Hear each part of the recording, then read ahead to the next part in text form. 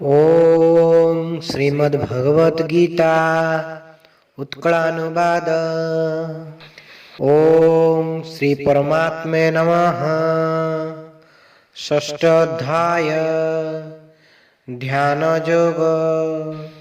श्री भगवान वाच कर्म फल आशा जे छाड़ी करे कर्तव्य कर्म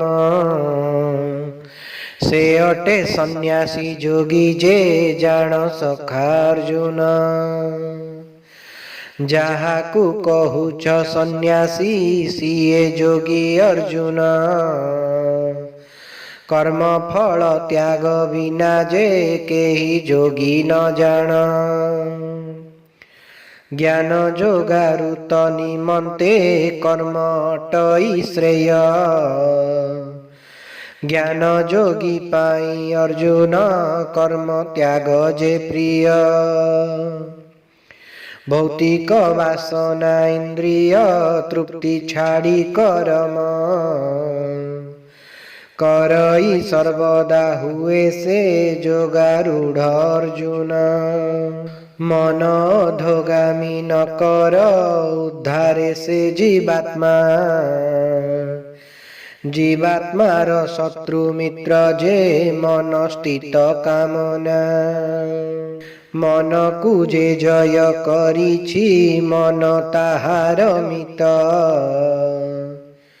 मन द्वारा पराजित जे मन शत्रु सतत। जितेन्द्रिय मन जयीर सदा शांत स्वभाव। मान अपमान विषाद हर्ष तापाई एक। ज्ञान विज्ञान रे जे तृप्त जितेन्द्रिय कूटस्थ। माटी सुना एक मणई सीए जे जोगी युक्त। शत्रु मित्र प्रिय सुहृद साधु दोषी पापिष्ट। सदा सम भावे देखई सीए जे नर श्रेष्ठ। एकांतरे रही जोगी जे देह मन संयमी। सर्व त्याग करी हुई समाधिस्थ से ज्ञानी। कुशासन परे पकाई मृग छाल बा वस्त्र। पवित्र स्थान रे जतने करी नाति सुवच। उपवेशी स्थिर इंद्रिय चित्त करी संयम। विशुद्ध चित्तरे एकाग्रे जोगी करई ध्यान। शरीर मस्तक ग्रीवाकू रखी सड़क स्थिर। निज नासा अग्रे दृष्टि को करी दृढ़ निश्चल। ब्रह्मचर्य व्रत आचरी भय विमुक्त शांत। चित्त को मोठारे निवेशी ध्याने रूह सतत। एही परि चित्त संयमी मोर रूपे निविष्ट। ध्यान कले मिले निर्वाण शांति मुक्ति है पार्थ। अल्पाहारी अत्याहारी जे अति निद्रालु पार्थ। अल्प निद्रा युक्त व्यक्ति जे जोग अनुपयुक्त। आहार विहार निद्रा रे कर्म क्षेत्र रे नीति। संयम आचरी मिलई दुख नाशक सिद्धि। जे काले संयत चित्त जे हुए आत्मनिविष्ट। जितेन्द्रिय व्यक्ति से काले हुए जे जोग मुक्त। निश्चल प्रदीप समझे करी चित्त को स्थिर। परमात्मा ध्यान करई सदा जोगी प्रवर। ଯୋଗାଭ୍ୟାସ ଦ୍ୱାରା ସଂଯତ ଚିତ୍ତ ଲଭି ନିବୃତ୍ତି। ପରମାତ୍ମା ଦେଖି ଆତ୍ମାରେ ପାଏ ସେ ଆତ୍ମତୃପ୍ତି। ବୁଦ୍ଧି ଦ୍ୱାରା ପ୍ରାପ୍ତ ଯୋଗ ଯେ ସୁଖ ଇନ୍ଦ୍ରିୟାତୀତ। ଏହା ଜାଣେ ଯିଏ ରୁହଇ ସଦା ଅବିଚଳିତ। ଯେଉଁ ସ୍ଥିତି ଅନ୍ୟ ସ୍ଥିତିଠୁ ସଦା ଅଧିକ ଭଲ, ସେହି ସ୍ଥିତି ପ୍ରାପ୍ତ ବ୍ୟକ୍ତି ଯେ ଦୁଃଖେ ନୁହେଁ ଅଧୀର। ସଂସାର ଦୁଃଖର ସହିତ କରେ ଯିଏ ବିଯୋଗ। ଯୋଗ ସେ ଅବସ୍ଥା ସର୍ବଦା କର ଅଭ୍ୟାସ ଯୋଗ। ସଂକଳ୍ପ ଜନିତ କାମନା ସବୁ କରି ନିର୍ମୂଳ। ମନ ବଳେ ବଶ କରିବ ସର୍ବ ଇନ୍ଦ୍ରିୟ ବଳ।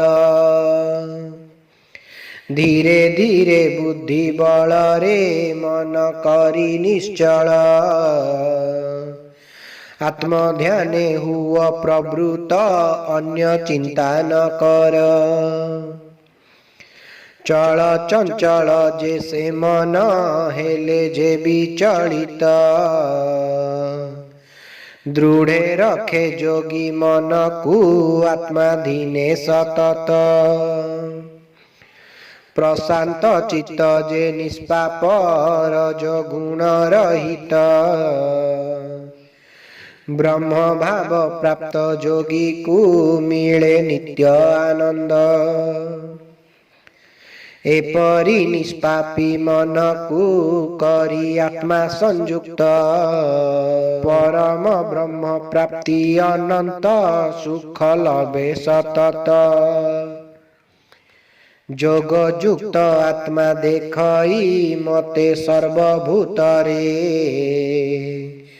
ପୁଣି ସର୍ବଭୂତ ଦେଖଇ ସଦା ସିଏ ମୋଠାରେ।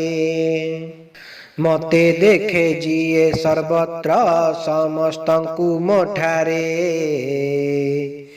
ସିଏ ନୁହଁ ମୋର ଅଦୃଶ୍ୟ ଅବା ମୁଁ ତାହାଠାରେ। ସର୍ବଭୂତେ ଥିବା ଆତ୍ମାକୁ ମତେ ଜାଣି ଅଭିନ୍ନ। ଯିଏ ଭଜେ ସିଏ ମୋଠାରେ ଥାଏ ସଦା ଅର୍ଜୁନ। ଅନ୍ୟ ସୁଖ ଦୁଃଖ ସର୍ବଦା ଭାବେ ଯିଏ ଅର୍ଜୁନ। ନିଜ ସୁଖ ଦୁଃଖ ସମଝେ ସିଏ ଯୋଗୀ ମହାନ।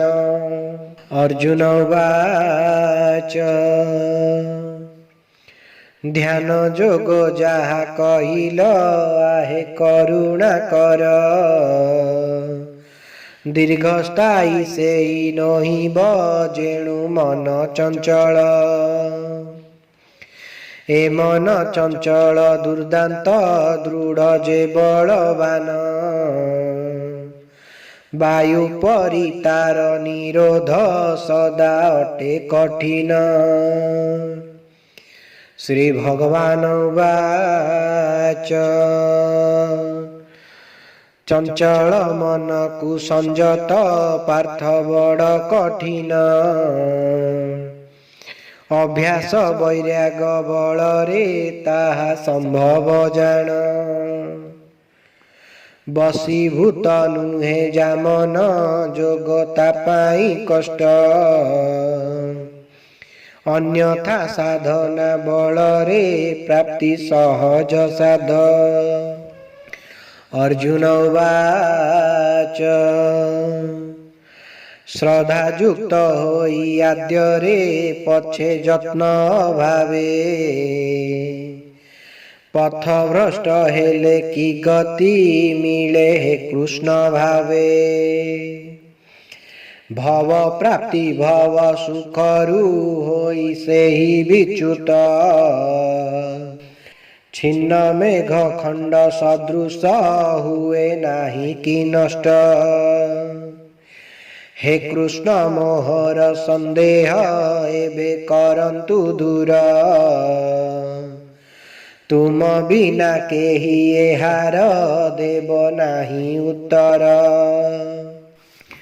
ଶ୍ରୀ ଭଗବାନ ବାଚ ହେ ପାର୍ଥ ସେ ବ୍ୟକ୍ତି ଏ ଲୋକେ ଅବା ପରଲୋକରେ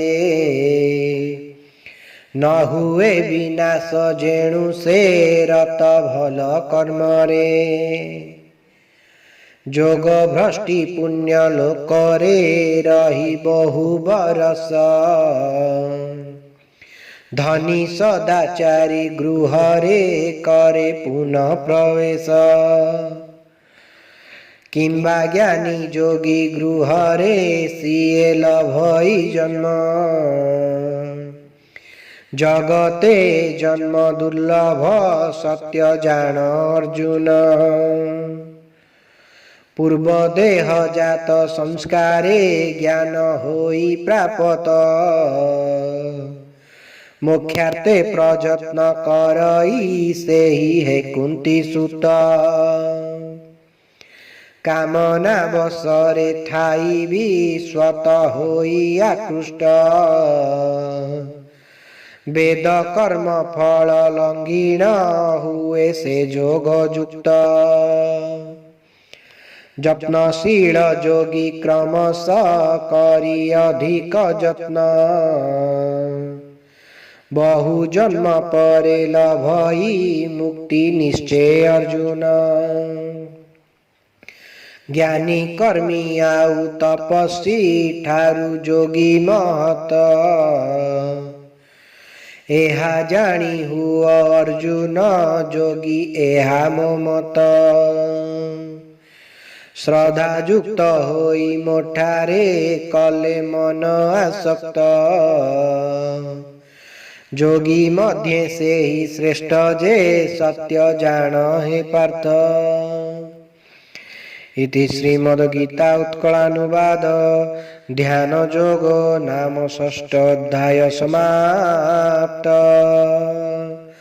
हरि ओम तत्सत् हरि ओम तत्सत् हरि ओम तत्सत्।